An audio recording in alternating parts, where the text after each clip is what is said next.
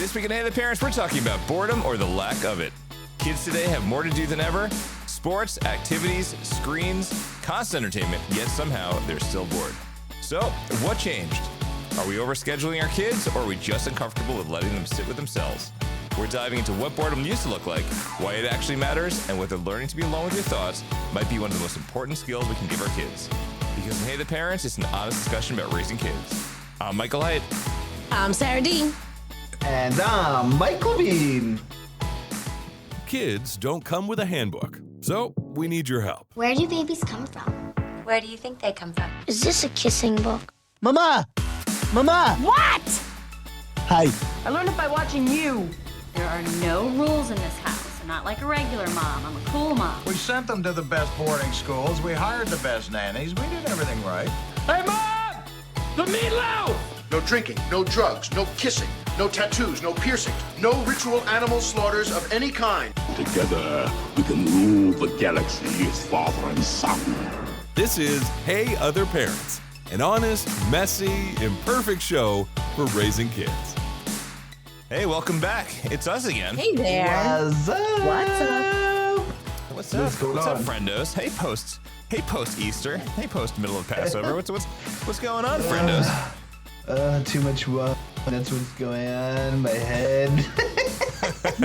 So it's been we were okay. So before we hopped on and started doing this recording thing, we were talking about the life of Easter, life of Passover, life of hosting a lot of people, and this is one of those holidays where when you're hosting, you just you do it all. You get a little support, but you do a lot of it with your spouse, and then when you're done, you kind of like maybe I'll have an extra glass of wine, or maybe I'll relax a little bit. It's not pretty. Not pretty next day because you're sore. SaraD, how you feeling? Oh man, I was sore the next day. Sore, can't move, and then just the regrets. Not a spring chicken anymore. You know what? But you know what signifies a holiday the best? A banner. A banner. Yes. Well, so okay. So Levine, let me tell you the story. There one day at work, their Heit comes in and he's like, "I got something for you," and he's so excited. So he passes me this Happy Easter. It's a runner, table runner, and I love that he's calling it a banner. It's so funny. I thought it was a banner. Oh, it's a table runner. I still thought it was a banner. I still thought it was like people walk into your house and it's like Happy Easter. There you go. No, it was just like a table runner. So I had the little plastic Easter bunny tablecloths, and I put them on both little tables, and then I put my little now I have me calling it a banner, the table runner right in the middle, and I was just like, man, it's complete. It's Easter. This Easter, I didn't go all out. I usually have my wreath and a little decor here and there. I don't know. Easter's crept up on me. So having a table runner. Having a table runner. Oh my God, it's so funny. We keep calling it banner now. Mess me up. Available was very nice. Didn't we? Wait, at one point, did we think it was a pillowcase? Mm-hmm. Am I crazy? Do we think it was a pillow cover, like a duvet cover? Definitely thought that too. We did. Yeah. So this thing has gone from so many iterations. Like every time you look at it, it changes into what it is to something else. Yes. No, it was a good little purchase. So for those of you at home who are like, what is happening right now? So, okay, I have a confessional. This is good because I have to confess. I guess, I'm Jewish, but this whole, talking to my two friends who celebrate Easter, I feel the need to confess. I love it. So we went on to Woot.com, and Woot is a company that's been around for a long time. They got bought up by Amazon, and every so often they do this thing. It's called a box of crap. So a box of crap is this humorous, ridiculous thing where you buy this mystery box. You literally have no idea what it is. And by the name, it's the most random things. It could be like shorts or like a leather keychain with Corvette on it. It could be like, you can get something good, but that's never been the case for me. Except until today. Now that we're talking about it, until I got this box. And I open it up and I see this. It's a little gaudy. Let's be honest about it. It's a little gaudy. It's humongous black script of Easter, right? Well, it's big. And I saw it, I'm like, oh man, this can't go to waste. This has to go to somebody. Because when my wife sees the box, which I don't buy anymore because she gets so upset. She sees the box and she's like, why why did you buy this? Why did you buy this? We need more crap in the house. Like, I'm like, that's what it's called. It's called boxer. Yeah, exactly. I don't want this thing in the house. Why do you buy this stuff? So it's absolutely ridiculous. And we were talking, I think, a few seasons ago where I went to Michael's and I bought my wife this mystery box, which was like, you don't know what you get. It's usually like if you backtrack a few holidays, you kind of know what you're gonna get. Like it could be Halloween, and then that's when we got the African History Month, which was also very interesting for the house. But that was also a good one. But you know, I think I'm like a grown up who like missed my years. I think I should have been born in the era of blind bags. Yes, totally. Well, I would probably be that kid watching YouTube, watching the kids unpack like the Easter egg little containers and like watching them for hours, right? Levine, your kids used to do that. Oh my right? God, yeah, but you know what? It would have been great if I would have gotten blind bags for like the Easter baskets. You know, that would have been cool. Easter basket, Right? like giveaway. Never know. You know? Oh Next wow! year. Yeah. I know. Yo, don't just write that down somewhere. No, but it's true. It's like Easter came up so fast, and like the holidays come up so fast sometimes, and I'm like, we were like struggling last minute to get like Easter baskets and Easter gift ideas, and we're like, oh my God, does anybody else go through this? Yes. Like, No, do we You know what it is, man? I mean, I don't know. Things sneak up on you. Yeah, but you yeah. don't. But it's, you know, you can't supply everything in Easter basket because you don't want them, because they could be a little bit bored. You know, that's okay. They don't need everything. They don't need all the stuff. Because SaraD, what is today's episode about? Well, I'm glad you asked. So this episode, I tried so hard to make that fit. actually it was pretty good. All right. So this episode, we were chatting about boredom and why we should let our kids feel it. They should I know, definitely it's- feel it. Feel boredom. They're not letting them be bored is at the expense of your over using your energy and feeling like this for the next day after the holiday. All right, so listen, this episode is gonna be kind of an interesting one. We thought about this when we think about when we were kids, and we were like, you know what? We got the rub when we said we were bored. It was not a good situation. You don't tell your parents you're bored because you know what you're gonna get. They're gonna roll their eyes. You'll be like, find something to do. Oh yeah. Go away. Oh yeah. Do whatever. Even if you got that, maybe you never said it because you knew by then that you would never say those words in the presence of your parents. I feel like the I'm bored. The only time that it was considered like standard issue okay maybe was like in the car on a road trip. But besides that, unless you were driving down the highway waiting for a rest area or the Golden Arches to show up on the highway, I don't know if saying I'm bored was okay in the household. And I guess that's what the shift is. This episode is gonna be all about. It's gonna be the transition to the today kid versus us. But you know what? Us, man, our childhood, you know, it just hits differently than it did back then. Oh yeah. So I think we're gonna get some different experiences between all of us and our kids and our siblings and our nieces and nephews. I feel like we have a plethora of children that may try to say those words to us, and we have to react in a different way. I can't help but think about the 90s. I feel like boredom is what created music. A bunch of bored suburban kids could do whatever with going to the mall or a thousandth time, or maybe getting guitars in their garage. But I feel like this era has changed. It is not the same as it used to be. So I don't know where that anecdote came from, but that's my brain. So where are we here? What is the world? What is going on here? Mike Levine, what is happening in your house with the boredom? When you said something to your parents about being boredom, like that was just not something you said. Because I remember when I said I was bored to my mom told me, don't you ever tell me you're bored again. Here's a broom. Here's a laundry. We'll see how bored you are now. Oh my God, yeah. My mom ruled with an iron fist. No. But I when I told her I was bored, she would get, because she was working a lot, as every parent does, and I would call her at work, and I'd be like, Mom, I'm bored, I don't know what to do. And now from the other end, right? Like I can, as being a parent, I can see how annoying that must have been. Oh, I'm so sorry. I'm sorry. You have time to be bored? Oh, that's lovely.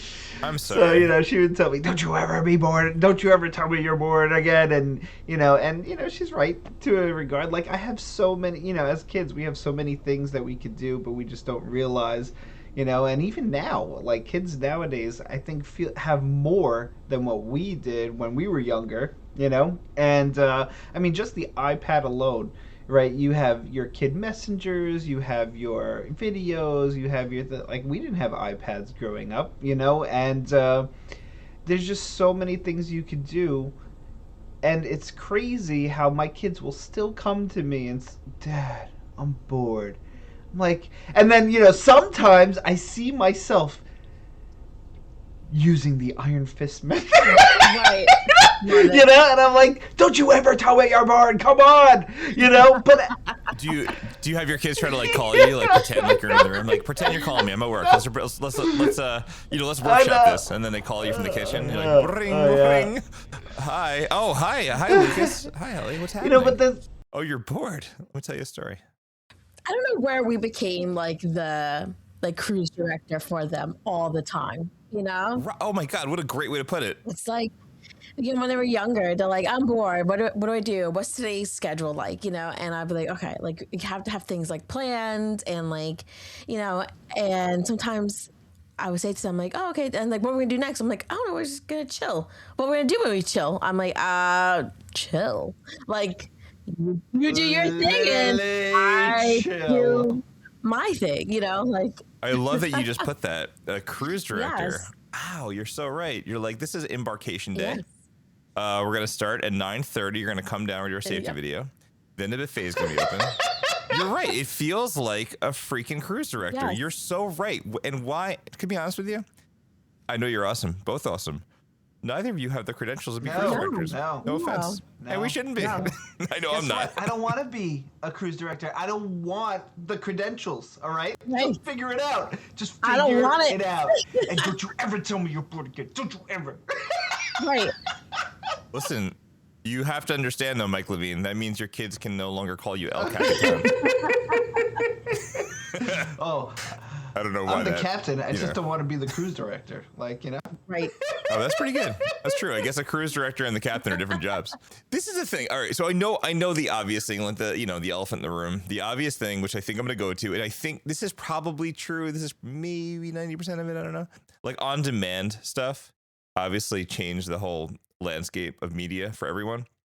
And like the idea that like, when you were watching a show, it was on the same time every week or after school. And if you missed one, you missed it forever unless it repeated. And this on-demand stuff changed everything. And it was like, we only had that window of like what to watch when it was on. And like, if you wanted to watch Saved by the Bell, it was on at 11 o'clock on Saturdays, and 11:30, your mom and dad were like, get up because you're cleaning the house. But it was on at a very specific time. And that changed everything. And when you could go on, you could watch anytime, anything you wanted.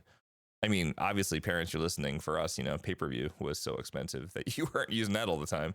But it was different, and HBO, even that played the same 4 movies for the month. And it was, yeah, I hated that too. Like, because I was trying to cure my boredom and now you have me cleaning. Right. She's like, I'll have you cure that even forever. like, right. But like famous writers and like artists and all these people like always say like boredom is what leads to creativity. And I think that's so cool because like this idea, I guess it's like a little bit of like one of those things as a parent that like if you just keep that in the back of your mind, you're like, I am doing a good thing by providing boredom for my child.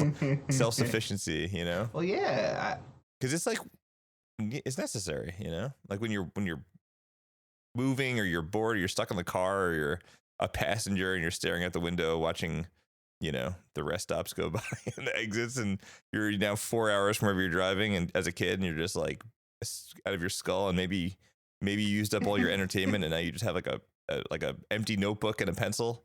I don't know. I'm painting this picture of Michael Heit as a child. He has a clipboard. I don't know, but I think that's so important. I think allowing kids something like almost like it feels like the equivalent of giving your kids like a box of mixed Legos versus like a Lego set, and like allowing them or even like after they build something, willing to like take it apart and like tweak it or make it their own way and not necessarily follow directions, I mean, you know, being bored, I think is kind of like a double-edged sword, right? Like there's a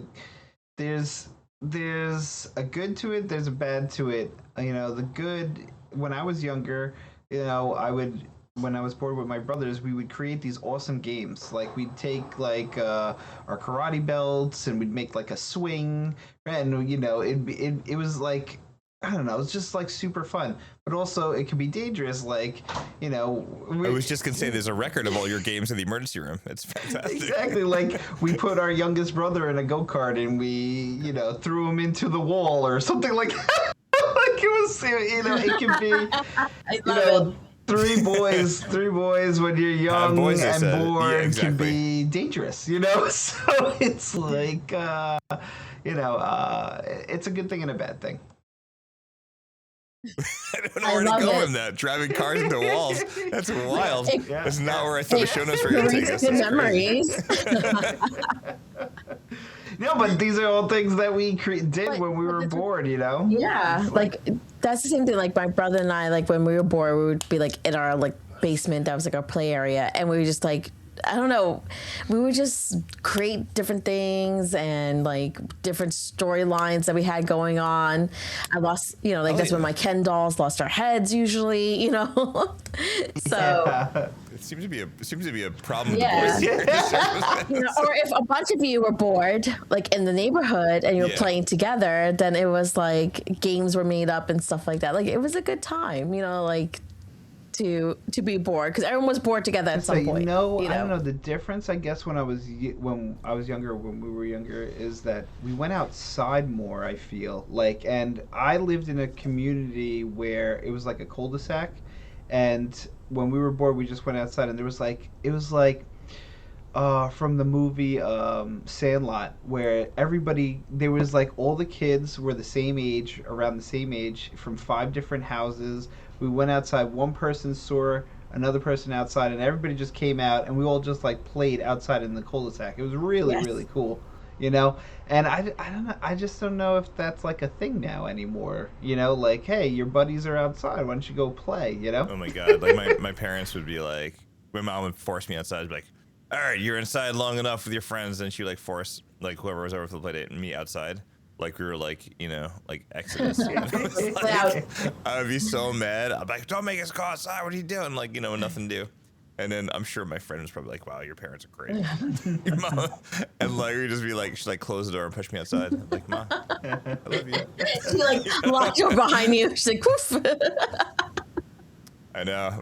Oops. See you in 2 I hours. love No, it. but it was like definitely not the Sandlot, you know, probably because I'm not very sporty and didn't want to play baseball, but I don't know. It was, but you know, from the flip side, and it was just, which is also the same kind of like, you know, go entertain yourself was, you guys ever have those friends that were like, used to be like really into movies, have like dress up clothes and like you'd be the characters. Like for me, that was the best. I remember there was a kid who was like really into movies, and we would like pretend that we were like Indiana Jones and like set up like pillows in the floor and like jump, like, you know, almost like the floor is lava or that kind of stuff. And it was like, oh my God, it was so much fun. You know, memory unlocked, Dude, man. yeah, like that's the greatness of being bored, is creating those awesome games together, you know, whether with your brothers, your sisters, you do. Ruining your parents' yes, couch yes, that's what's great. I mean, there was Right. one time, I was bored, and I went to my friend's house, and we were both bored in his house, and then we decided to make a slide down the stairs. And oh my God, dude, your danger levels. I know. I'm so glad we live in a ranch because you're freaking. I know, and then we slid down the stairs in like on like a sled, you know. We tried to go out the door like Home Alone, but we missed the door, and we wound up, you know, crashing into like a vase that, you know, it was his mother's, and it broke obviously, and we got in trouble, you know, but it was fun, and it was a core memory unlocked, you know. Love it. Yeah. Wow, man, that was a wild lifestyle of the Levine boys. Yeah. They're probably like, oh, they're coming out. Close the doors. Close the doors. They're gonna break the vase. They're gonna slide down the stairs. This is the danger of being bored, right? Like, you know. Yeah. So, But like, I think the thing that we definitely have to think about is, and I think we're kind of all dancing around this issue maybe, is this like our impact on our kids now is like we're part of the problem. You know, because like it's not that they're bored, it's that it feels like maybe we as a result we're just not letting it happen. Like I feel like they're bored, and then we start to give them like the buffet list of their options that they could do. And you're like, well, you could do this. Why don't you write a story? Why don't you get your books? Why don't you do this? And then it feels like when those options stink and they don't like them, then they come back to us because like we're the ones that provided the options to begin with. I like SaraD's like short answers. She's just be like, you know, like if we're not giving the options, then we're not blamed for the solution. You know, I kind of like the letting them be. I think that's really kind of what the big thing is, at least from my perspective. I feel like I'm always trying to like jump in and like save the day and give them options, but maybe that's right. Not and then I doing. think, you know I catch myself being like more like scared in some ways, like to roam around the streets with nowhere to go and no like, because that's another thing. I feel like in today's society, like the kids aren't outside, you know, like they're not outside playing, or everyone's in their backyards playing. So you can't necessarily like, I remember like knocking on like Luke's door back in the day and be like, can Luke come out and play? You know, the kids don't do that anymore. Yeah. And like I live on a busy road, so I'm like, no, there's no way like they can like go outside and just roam around. God forbid the ball goes into the street, then like, you know. So it's just such a different world, it seems like, you know, but it really is not. I think there's just like the mentality of our parents versus like us now. Like now, like we know more, you know, like we know all the horrible possibilities that are there. So I'm like, stay inside or go in the backyard. Yeah. Because we grew up with that too. I mean, like we were joking before the show because Sarah was just like running like a couple minutes late, and I sent her the swing. Oh God! Like it's 7:11. Do you know where your co-host is? Like we spent. I'm sorry. Like we spent our childhood watching videos. There were 3 things that we saw as children, and now that I'm seeing this, I feel like I need to like pay a therapy bill. There is it was number 1. It was the chain swing at night of Gino Jr. That was number 1. Number 2 is somehow there were lots of omelets and kids staying off of drugs. And then there was also number 3 was the we had the milk boxes of like missing children. Yeah. And I swear to God, I totally forgot about that. The combination of those 3 things, and then if you want a bonus, and throw Punky Brewster's friend in the middle of in an outdoors refrigerator so she almost dies. We were scared out of our freaking minds to go outside. What are you kidding me? And if you want to add one more thing, we thought we were going to run into quicksand all the time. That never happened, but in all the cartoons. You never know. But like, I mean, holy moly, like talk about fear. Like, my goodness. No, the fear was definitely there, especially that swing. Oh my God. Like if I was like randomly up crinkety, like late at night like that, I remember like clinging on to my mom and be like, but mommy, like who doesn't know where their kids are? She'd be like, bad kids who stay out. And I'm like, oh. You know, it's funny because I misread that as a kid. I thought like it was like because someone took the kid, not because it was just like, do you know what your kids are doing? But it totally freaked me out. Are being snatched up. Like, oh no. I'm not like one to like pass the blame. Like I'll take full blame of boredom, but like I really honestly think that those things were detrimental to our outlook on safety and being outside and not being watched. Yes. And then you could be, you know, just slamming yourself into walls. Like me. I know. That's me. I know you don't exactly get like a free pass when you're driving. You know, you're going like Kevin down the stairs. I love it. But you know what? That was my brother's childhood. I don't know. My brother was doing his own thing. Me, I was just, you know, stuck to like doing random things. Listen. All right. What the French call l'incompetent. I didn't always destroy things when I was bored, but there were times where we're like, let's test this. Right, like Bam Bam out there. But I feel like maybe that is a lot of it. Maybe our mind frame is that as now that we're grown up and we have kids, like we're a little freaked out what the world is like. At least that's just for me. Like, you know, and then like then it's double-edged sword because then it's like, well, the internet's also the very scary place as well. You know, like so. Right. It's like you almost like have to sometimes monitor, like you can't have complete freedom to be bored at times, you know? Right, within limits. Within the limits. Why do I have to tell you what to do to help you, like, entertain yourself? You know, why are you coming to me and saying that you're bored when you have your action figures, you have your books, you have your movies, you have your iPad? It's so funny you're doing the list. You're doing It's the same just thing I do. like, You're I doing know. the list. You're doing it. Right. My favorite thing when the kids, especially Julian, comes down, he's like, I'm bored. Oh, here it comes. I'm ready for Sarah's advice. This is good stuff. And I do just straight Carmen. I go, oh, okay. Do you want to clean your room? There's the mop over there. And he's like, okay. I love that.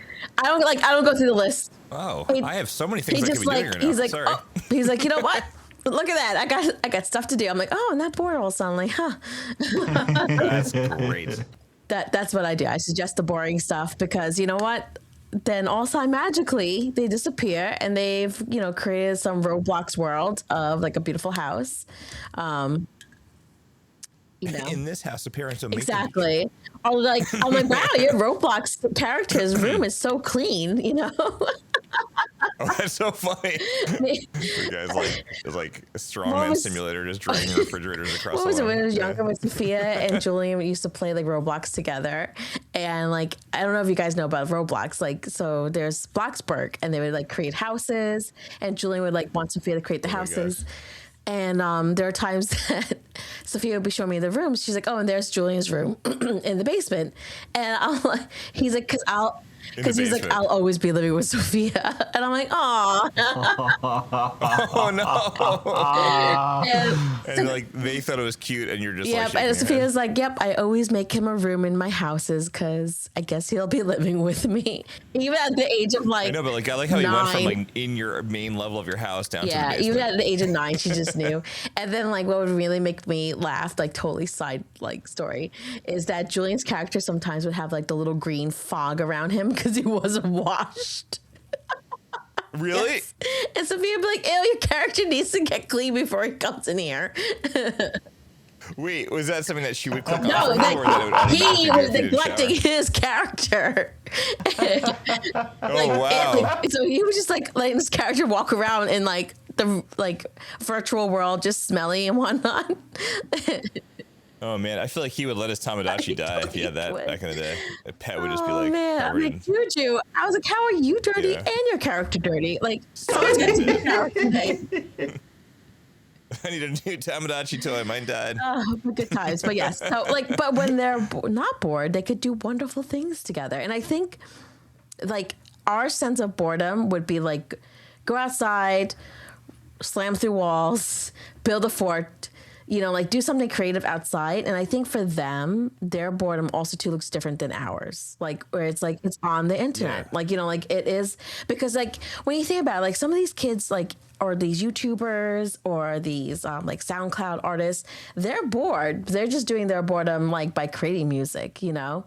So like maybe they're not going out in the garage and getting, you know, like a band together, you know, like they're like on the computer like mixing up some beats, you know.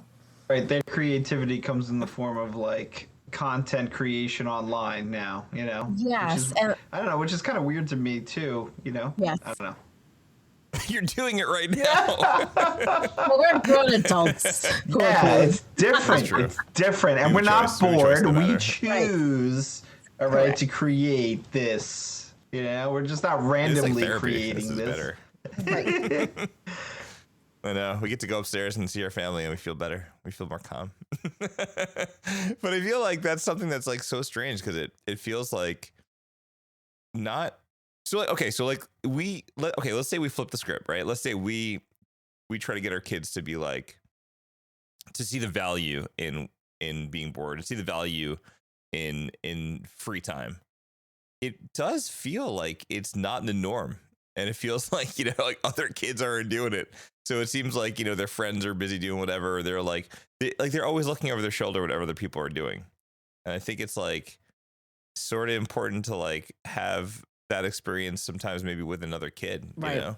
I mean, like, I think that's like the part of like Right. Then, so that goes like to like overscheduling or this, I feel like this pressure in society now too, is that your kids should be like, you know, like doing something like, oh, like your kid is not in the college physics program in the summer, you know, at age on 8, Tuesdays, like, but on Wednesdays they're playing right. music. On Thursdays they're doing this. On Friday they're in a bowling league. On Saturday And like there's you know, like some truth to it, like where it's like, okay, your kids should get like an edge because everything goes back to college and their life in the future, and like you're trying to set them up for success, you know, but like it's like so important. I don't know. It's just like there is this pressure to like do stuff with them, to like make sure like they are getting like their sports. They have a club, they have a tutoring session, you know, if needed, because you don't want them to fall behind, because then that means like they'll fall behind in 3rd grade, which everything's so important in 3rd grade, and that means 4th, 5th, 6th grade, you know, like all of a sudden it gets like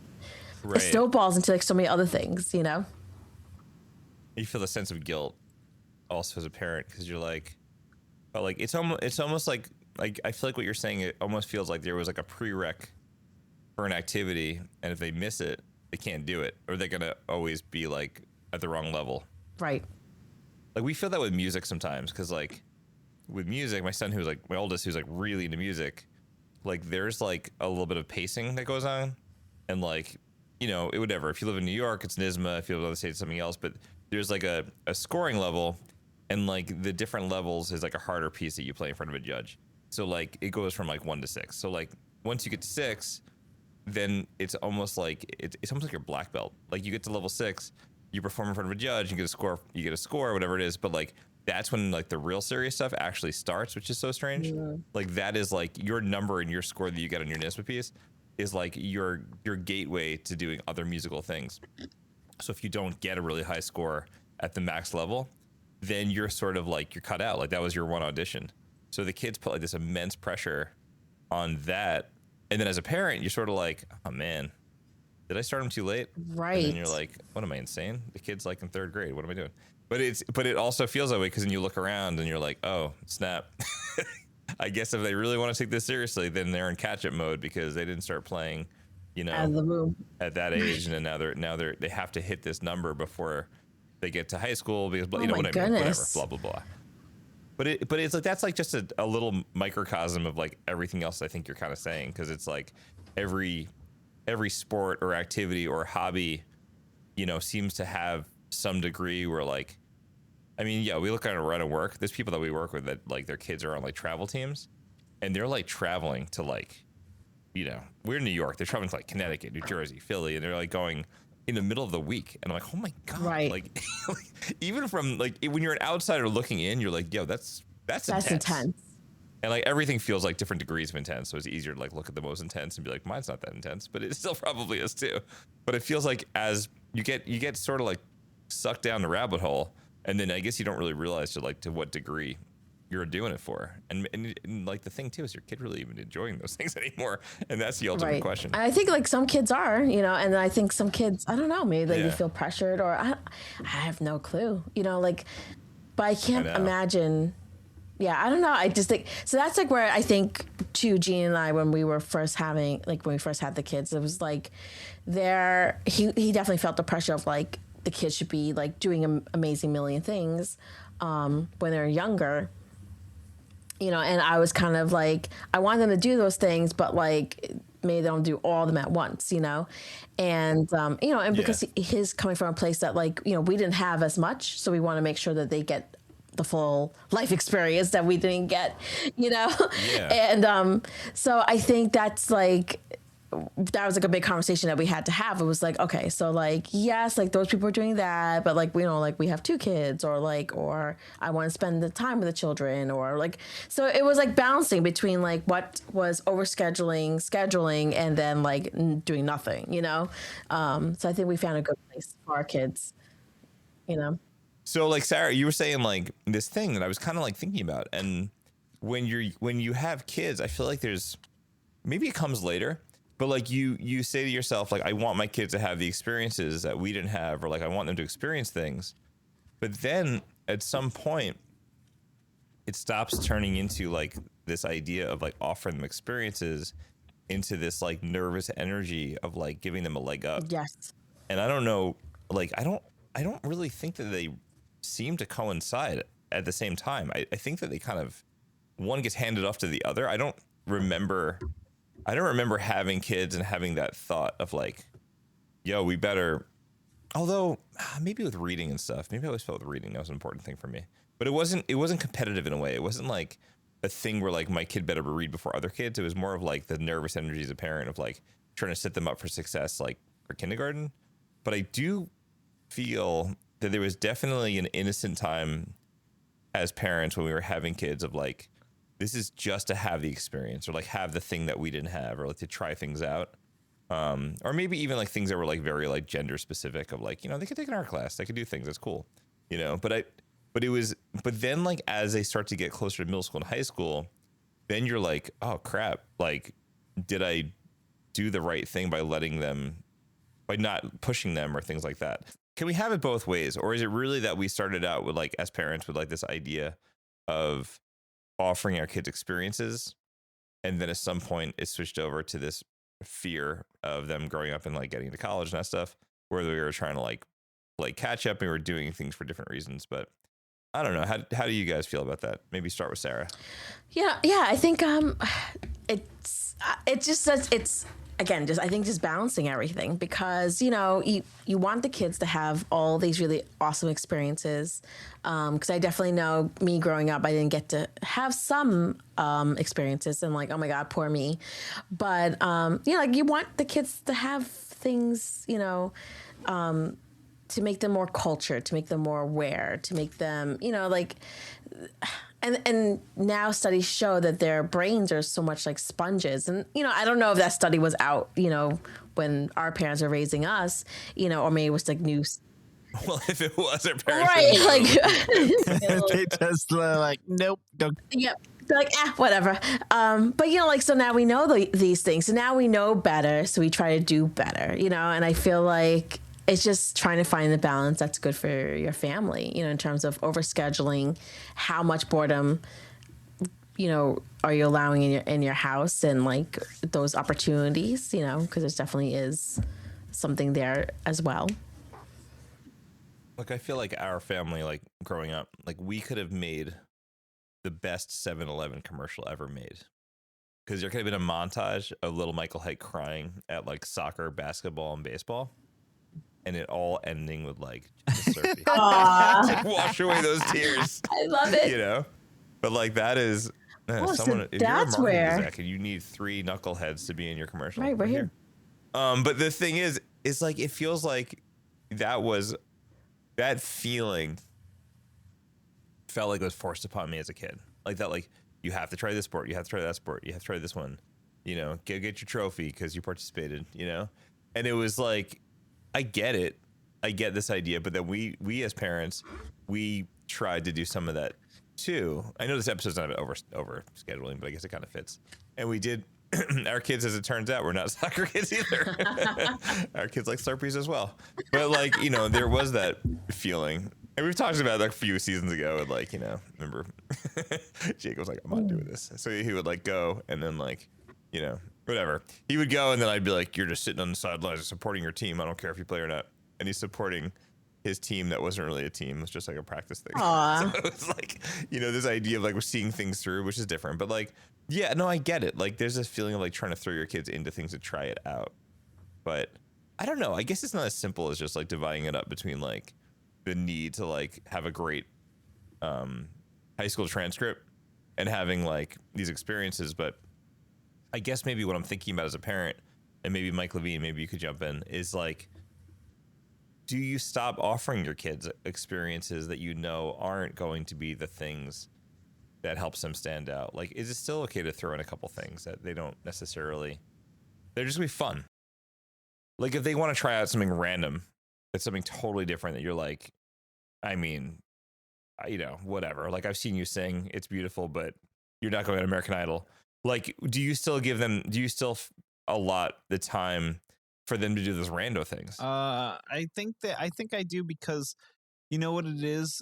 They have to come to the realization that if it's something like singing, you know, just because we're using singing as an example, like, oh, wow, I can't sing. Like I'm all about them failing, honestly, and figuring it out and saying, hey, you know what? It's okay to fail. Maybe this isn't my best thing for me, and realizing their strengths and weaknesses. And rather than kind of creating some type of illusion that they will be the best baseball player or the best singer or the best whatever, that's why.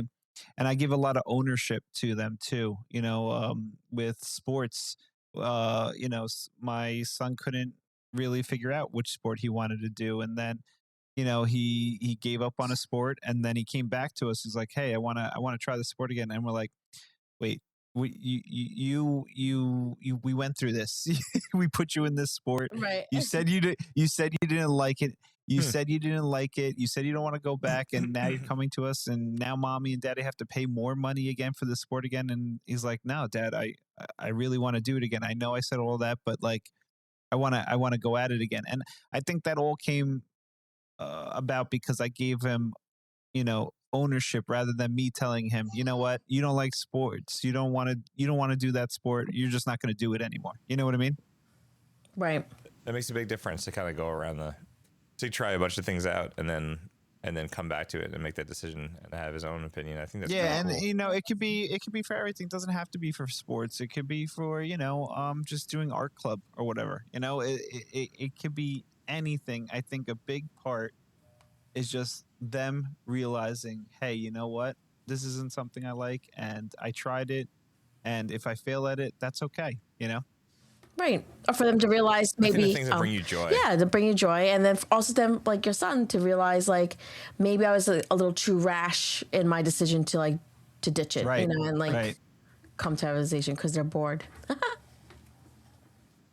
That's true too, because like some of the onboarding into like different activities, like it takes a little time to see if you really like dig it or not, or like to even understand it, Absolutely. And the fact that he tried so many times and still wants to go back to it, it shows me that he liked it and he's trying to find his way. And I think that's ultimately what we're trying to get at, is have our kids find their way, not us find it for them, I like that, because I mean, like, look, ultimately is that talking to you guys, I kind of like feel that we need to take a step back. We don't need to fill every moment with like entertainment, because the cruise directors we're out, we're underqualified, and letting them figure it out. And but at the same time, creating these boundaries that they need with the screen time, it kind of creates like a space for unstructured time where they could kind of like just be. And I guess like it's hard, but like they need to kind of learn to be okay with just being themselves and get to know themselves and not needing a constant distraction from like figuring it out of like just how much fun it is to like do stuff. And like, I mean, a blank piece of paper goes a long way, but I feel like it might be good for us to just take a step back and try it out and let our kids just kind of be and seeing what they do, but keeping them off the streets. Yes. Away from the drug pushers. And to know where they are at 10 p.m. So before we take responsibility of our kids crashing into vases and going down the stairs because of Home Alone, not Hey the Parents, we'd like to hear from you guys. The question this week is, are your kids comfortable in being bored, or do they need constant stimulation? We answered that question. Our kids apparently do. So we're going to shift on over now. The next part of the show is called Time to Unplug. This is where we talk about things that are going on outside of our children and our stairs, because sometimes we just need to have something for ourselves or with our spouses. It gives us a chance to decompress, because you'll be a better we if you take care of we. I just said we. If you take care of me. All right. With that said, SaraD, what is on the list? Okay, so there is a gem that I happened to find. It's on Peacock. It is called The Burbs, and I did not realize it's a remake of the Tom Hanks movie The Burbs, but this one features Keke Palmer, and the actor that played the vampire. Colin. Yeah. What we do in Shadows? Colin. The energy vampire. No way. He is a character in there. Really? So this show is so good. So actually, this is a bit of a cheat, because Julian and I started watching it while I was folding laundry, and then I was like, oh, Julian will dig this show. Like, this is up his alley. It's great. It's like campy. It's like serious. It's mysterious. It's just like, it's almost like a, I don't know. It's just so good. Like I recommend it. Highly recommend it. I'm sad that on like IMDb it has like a 5-star rate, like a 5 out of 10. And I'm like, really? It needs like more, like, because it's. You're like, this show's gonna get canceled in like another I know, I hate it. Based I on hate numbers, that. yeah. So go see it, support it. And I think it was good. It was good. It just had like all the right stuff in it. It was definitely. It's like they move into this neighborhood, Keke Palmer and her husband, and there's basically a mystery to like unsolve, and it's humorous. And then as the story develops, there's more mysteries to unsolve. So I'm really hopeful that like there is another season because there's still more things left. It's satisfying how it ended, but it's also like they could definitely do more seasons. Oh, interesting. Okay, cool. All right, well, we'll cross our fingers for the continuation. Because the last one is another good show. I know. That's what Julie and I were saying. Every time we find something that we like, it's like, that's the one season. like, no. I know. That was like that Greek show, Chaos was whatever amazing. it was with Yeah. Goldblum. Like, I was going to watch it, and then I heard you talking at work with somebody else, and I'm like, oh, they canceled it. Like, it makes me not want to watch it because I'm like, Really? well, whatever. No, then you're going to deal. just be like left out, like, what happened? Yeah, you're right. I'll make my own ending in my head when I'm bored. Mike Levine, what do you got going on? I got a Star Wars show for you guys. Star Wars, Darth Maul. Does he have a double lightsaber? Yes, it's here, and I can't wait to. I haven't watched it yet, but it's got 100% on Rotten Tomatoes from critics. It's an animated cartoon series, and you know, if you're not into that, that's fine. But if you like Star Wars and you want to hear more about the background behind Darth Maul, this is the show for you. I'm telling you, because, you know, and after episode 1, Darth Maul got like chopped in half, fell down a shaft. That's not good for people. Yeah, it's not good. And you're like, oh my God, this guy's totally done. He's never coming back. And oh my God, guess what? He came back. And now you're like, how did he come back? What happened? You know, and as, you know, years went on, you found out, you know, through his hatred for Obi-Wan and the Force, he was able to survive and somehow build robot legs and crawl out of the shaft. But when he came back to life, he became the ruler of like the underground or the Shadowlands, and you know, now you kind of get all that backstory in this. So I can't wait to watch it. You know, how does Padme die from heartbreak, and this guy gets cut in half, and he's like, I'm just a little bit angry. Yes, there are some potholes, or in the plot holes. There are some potholes too, but we just call that episode 6, 7, 7, 8, 9. Yeah, but you know, it's Star Wars. I love it, and if you guys are interested, check it out. What do you got going on, Mike? All right. Oh man, I did see the trailer, by the way. It did look pretty fantastic. Yeah. And I was telling my kids, I'm like, we should watch Star Wars, and then they were like, there's just so much. You're like on Disney Plus. I'm like, what do you mean there's so much Star Wars? As I'm flipping down, I couldn't get to the bottom of the screen because there's so many things to click on. I was like, okay, so there's a lot of Star Wars. So all right, so I did see the Mario Galaxy movie. Ooh. And okay, so here's the deal with Mario Galaxy. The Mario movie, the original Mario movie, got like a 60% on Rotten Tomatoes. It did not get the best reviews, and that's understandable. Video game movies never really get great reviews. I mean, you know, they're starting to, but for the most part. So this one got like a little lower on Rotten Tomatoes, and I think my expectations were a little higher going in because I enjoyed the first one, and it was good. It wasn't bad, and it wasn't great, but it was good, and it was definitely like they tried to do a couple things. They mixed in other properties from Mario and other Nintendo things. But I think like ultimately what I think for me at least was that in the first movie, it's really weird to look at like plot, and I talk about this in that cartoon, but in the first one, like it was a lot about Mario and Luigi proving themselves and how their parents were kind of like not really approving of them and their plumbing business and all that.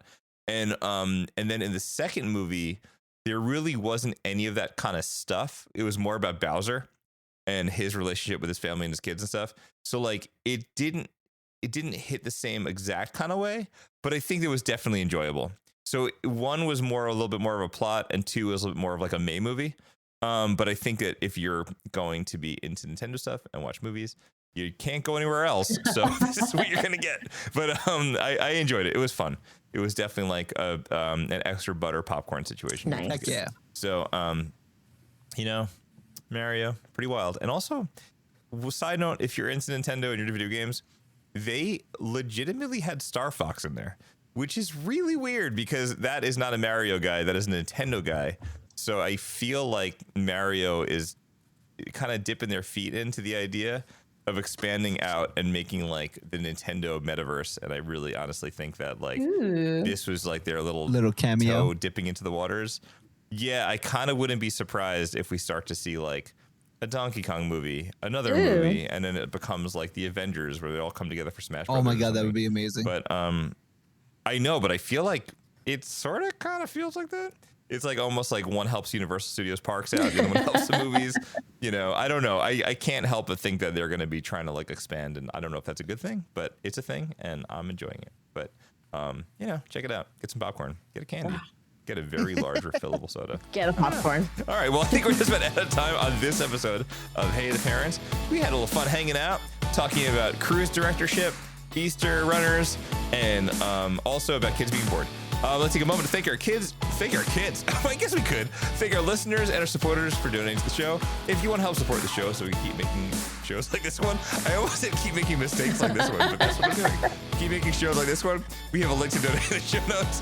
If you don't have the means to do so, we really do appreciate it. We tell your friends, your family, your kids, your neighbors, that guy walking down the street who delivers your UPS packages, so we can reach more listeners. Maybe we could learn from them. They can learn from us in our growing community.